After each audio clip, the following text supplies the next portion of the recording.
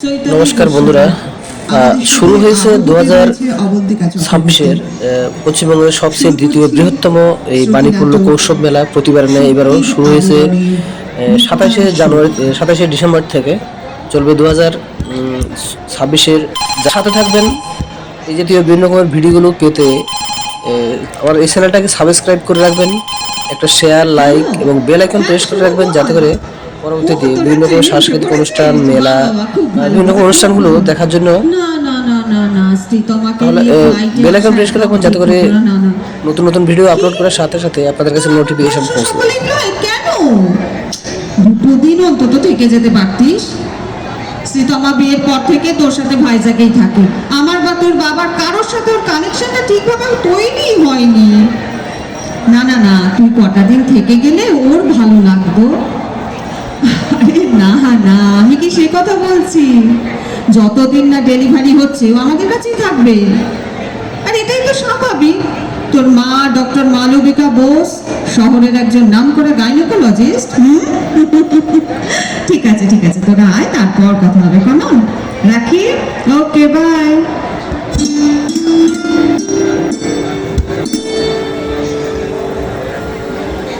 দেখি শ্রী, হ্যাঁ পাটা লম্বা করে শুয়ে পড়ো। একদম একদম, বড় করে শ্বাস নাও। এবার একটু একটু বাঁ দিকে ফিরে এসো, সাবধানে। দেখি, একদম ঠিক। হ্যাঁ, সব পারফেক্ট তো। বাস, কোনো অসুবিধা নেই। দিনে একটা করে আয়রন ক্যাপসুল আর ভিটামিন বি কমপ্লেক্স ট্যাবলেট, ব্যাস, আর কিচ্ছু লাগবে না। আচ্ছা, শুধু কাল সকালবেলায় আমরা যাব তোমার সোনোগ্রাফি করাতে, ঠিক আছে? সোনোগ্রাফি এখন করাতেই হবে? কটা দিন পরে করালে হতো না? তার থেকে চলুন না মা, আমরা কাল সকালে একটু কোথাও থেকে ঘুরে আসি। বাবাকেও বলুন না। শ্রী, তোমার প্রেগনেন্সি 12 সপ্তাহ কমপ্লিট করেছে। সোনোগ্রাফিটা মাস্ট শ্রী। যে ক্লিনিকে তোমার ইউএসডির জন্য অ্যাপয়েন্টমেন্ট করেছি, the best clinic in the city. দেখো দেখো, ওখানে না অ্যাপয়েন্টমেন্ট পাওয়া অত সহজ নয়। তারপর কোনো একটা দিন আমরা ঘুরতে যাবো। তোমার বাবাকেও তো ছুটি ম্যানেজ করতে হবে, তাই না? Okay dear. হ্যাঁ ঠিক আছে, বেড়াতে কিন্তু একদিন আমরা যাবই। একদিন কেন, রোজ যাবো। আগে টেস্টগুলো হয়ে যাক, তারপর। কেমন? ঠিক আছে।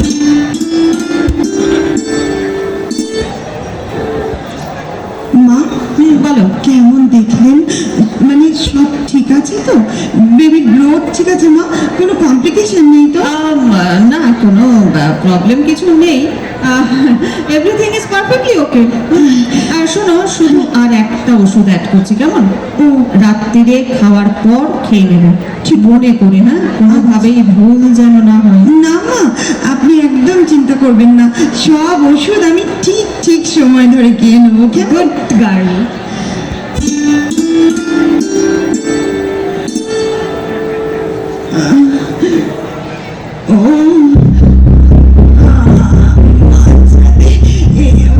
হঠাৎ যন্ত্রণাটা শুরু হলো কেন?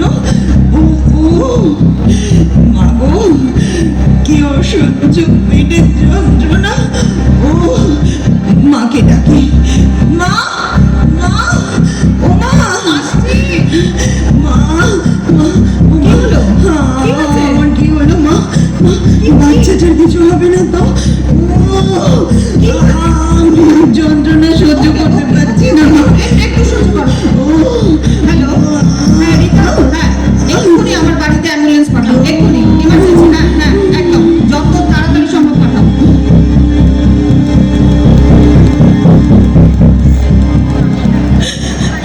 কেঁদো না শ্রী, প্লিজ।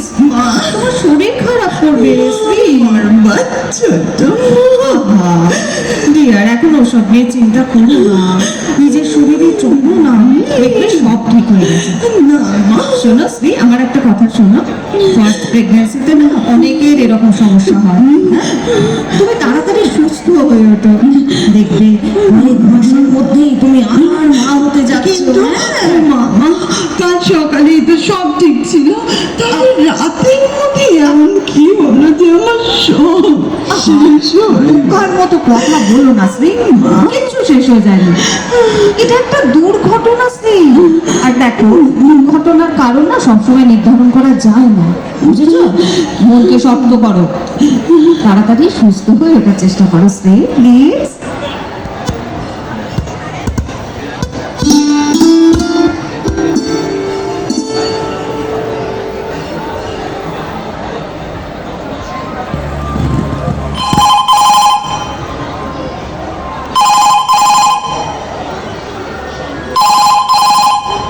হ্যালো, কি বলছিস শুভ? এটা দারুণ খবর। সত্যি বলতে কি, আমার কিন্তু একটু ভয়ও ছিল, জানিস তো। প্রথম বাচ্চা মিসক্যারেজ হলে না অনেক সময় নেক্সট প্রেগন্যান্সি আসতে সমস্যা হয়। যাক বাবা, নিশ্চিন্ত হলাম এবার। বল, স্ত্রীকে আমার কাছে কবে পাঠাচ্ছিস? আগামী রবিবার। আচ্ছা, স্ত্রী ভাই ওকে নিয়ে আসছে। ওকে, ঠিক আছে। দেখ, কিন্তু স্ত্রী কিন্তু আমার কাছেই থাকবে এখন। হ্যাঁ, ডেলিভারির পর না হয় বাচ্চা নিয়ে ওর মার কাছ থেকে কয়েক মাস ঘুরে তারপর তোর কাছে ফিরে যাবে। এবারটা আমাদের আরো কেয়ারফুল হতে হবে রে, কোনো রিস্ক নেওয়া চলবে না, বুঝলি? না না না না, বারবার মিসক্যারেজ হওয়াটা তো ঠিক নয়। ওকে ওকে, তুই চিন্তা করিস না। এখন রাখি, রাতে আবার কথা হবে। বাই।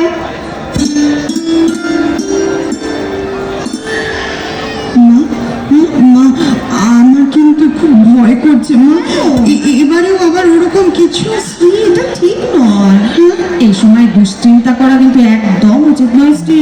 কিচ্ছু হবে না, আমি তো আছি।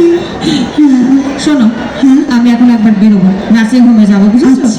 তুমি ভালো করে ব্রেকফাস্ট করে বই টই পড়ো। আচ্ছা, তোমার বাবা আমি একসাথেই বেরোচ্ছি। আমি লাঞ্চের আগে ফিরে আসবো। চলে। ঠিক আছে।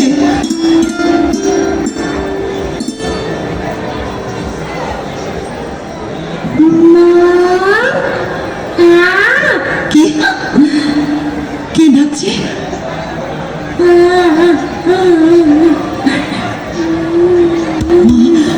ছোট বাচ্চার কান্না, আশ্চর্য।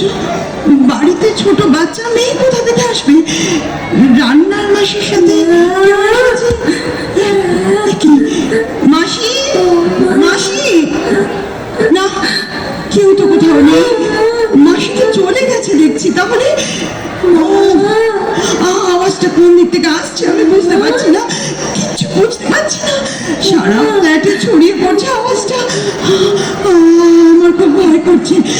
আমি আমি মাকে মাকে একটা, ও তো মা এসছে মনে হয়। মা, মা, কি ব্যাপার কি? মা, আমার খুব ভয় করছে জানেন। আপনারা বেরিয়ে যাওয়ার পর আমি ব্রেকফাস্ট করে ঘরে বসে গান শুনছিলাম। হঠাৎ হঠাৎ শুনতে পেলাম একটা বাচ্চা মেয়ে মা মা করে ডাকছে। আমি সারা ফ্ল্যাট ভালো করে খুঁজলাম, কিন্তু কোথাও কাউকে দেখতে পেলাম না। না না না, স্ত্রী, ওসব তোমার মনের ভুল। মনের ভুল? তোমাকে বলেছি না দুশ্চিন্তা করা বন্ধ করো। ব্যাপারটা কতটা দূর পর্যন্ত গেছে বলো তো? না হলে এরকম হ্যালুসিনেশন হয় কি করে? শোনো, এরকম হতে থাকলে না তোমাকে সাইকিয়াট্রিস্ট দেখাতে হবে কিন্তু। কোথায় কোথায়? আমি তো কিছুই শুনতে পাচ্ছি না। শ্রী, সরি, আমি বোধহয় একটু বেশি বকাবকি করে ফেললাম। তোমাকে ফ্ল্যাটে এভাবে একা রেখে যাওয়া আমারও উচিত হয়নি। শোনো, আমি কালকেই একটা লোকের ব্যবস্থা করছি যে তোমার সাথে সারাদিন থাকবে, বুঝেছো? ঠিক আছে, চলো খেয়ে নেবে, চলো।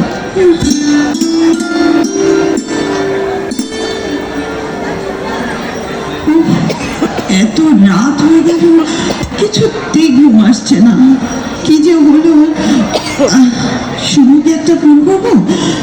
না না, এত রাত পর্যন্ত আমি জেগে আছি দেখলেও আবার রাগারাগি করবে। কে কে? আবার আবার সেই ডাক? আমি শুনবো না, আমি শুনবো না, আমি কান চাপা দেবো।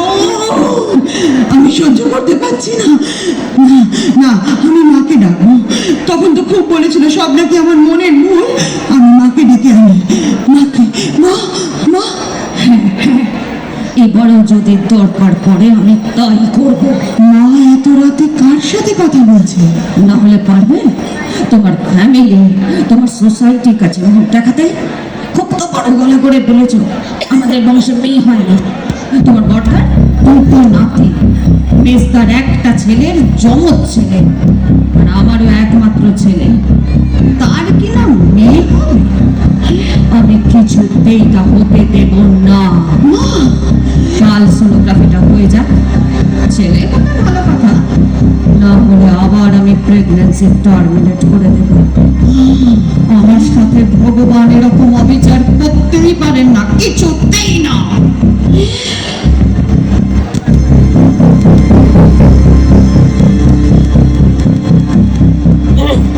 গুড মর্নিং শ্রী, তৈরি হয়ে নাও।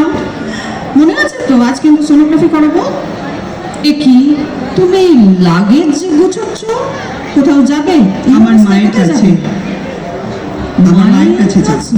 হ্যাঁ, না, এখন তোমার কোথাও যাওয়া হবে না। সোনোগ্রাফিটা হয়ে যাক, তারপর না হয় কয়েকদিনের জন্য মায়ের কাছে ঘুরে এসো। কয়েকদিনের জন্য নয়, আমি আর কোনো দিনও এখানে আসবো না। কি যাতা বলছো? ঠিক আছে ঠিক আছে, আজ সোনোগ্রাফিটা করাতে যেতে হবে না, ওকে? চলো আমরা আজ কোথাও বেরিয়ে আসি, কালই না হয় সোনোগ্রাফি করাবো। সোনোগ্রাফি? ছি ছি মা, ছি। আপনি কি করে পারলেন একজন ডাক্তার হয়ে এই অন্যায়টা করতে? হোয়াট? হ্যাঁ, ভগবানের আরেক নাম ডাক্তার, আর আপনি কি না হাসতে হাসতে আমার প্রথম সন্তানটাকে নষ্ট করে দিলেন কেবলমাত্র আপনার মিথ্যে জেদ আর অহংকারের বসে। এসব কথা বলছো তুমি? গুলবান, গুলবান, আপনি একজন মেয়ে। আপনার মা যদি আপনার সেক্স ডিটারমিনেশন করে কেবলমাত্র কন্যা হওয়ার অপরাধে আপনাকে ভ্রূণ অবস্থায় হত্যা করত, আজ আপনি আপনার মায়ের গর্ব। আপনার ছেলের কাছে আপনি একজন দৃষ্টান্ত। সব সময় সে আমাকে বলে, আমার মায়ের মতো হওয়ার চেষ্টা করো, আমার মাকে দেখে শেখো। আমার ছেলে ঠিকই না হবে। না না, আমি আপনাকে দেখে কিচ্ছু শিখতে চাই না। আপনার মতো নিচু মনের মানুষকে আমি ঘৃণা করি। চুপ করো, চুপ। তুমি যে কথাগুলো বলছো তা প্রমাণ করতে পারবে? জানি না আমি প্রমাণ করতে পারবো কিনা, তবে আমি যা বলছি সব নিজে কানে শুনে বলছি। নিজে কানে শুনে? হ্যাঁ, হ্যাঁ। কাল রাতে আপনার আর বাবার সব কথা আমি শুনেছি, আর কাল সকালেই কোইন্সিডেন্টলি আপনার ঘর থেকে আমার পুরনো সোনোগ্রাফি রিপোর্টটাও আমি পেয়েছি।